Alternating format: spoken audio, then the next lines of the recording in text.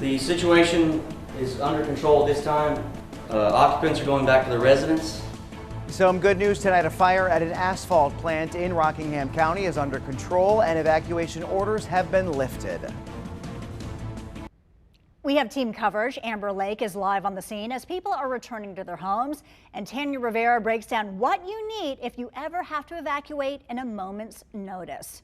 We start in Madison, where a tank holding liquid asphalt caught fire this morning, prompting fears of an explosion or a leak of toxic chemicals. The firefighters got the fire under control, allowing them to lift that evacuation order. WFMY News 2's Amber Lake has been in the area all day. Amber, it's been quite the day for people who live nearby.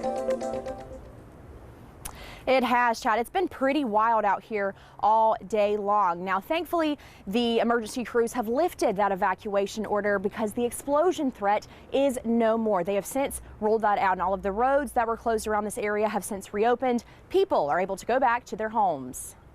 It's normally like on TV. It's not something you expect to see or hear every day. People are finally back home after a potentially dangerous fire at SealMaster's in Madison. They have a few things that will explode. Madison Fire Department got a call about a fire at SealMaster's asphalt company.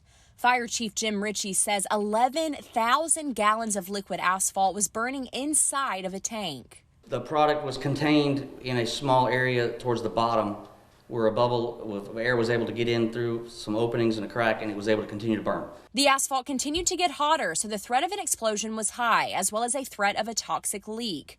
Working just a few yards from SealMaster's, Willie Scale didn't make it to work in time because evacuation started. I didn't even make it. I was getting calls. What's going on down there? So that's how I found out.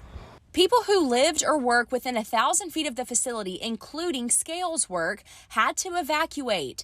Neighbors living within a half-mile of the facility had to shelter in place and were asked to keep doors and windows closed. I mean, it's a little terrifying, because this is a small town. Now, there was a risk that this situation could have gotten much worse. Thankfully, after consulting with the makers of the product on fire, the fire department was able to come up with a plan. It's one of them situations where a small situation can turn into a large situation. You always want to treat it as if it is a large situation. So when we got there, we could smell the product. We knew what it was. The fire was under control by lunchtime.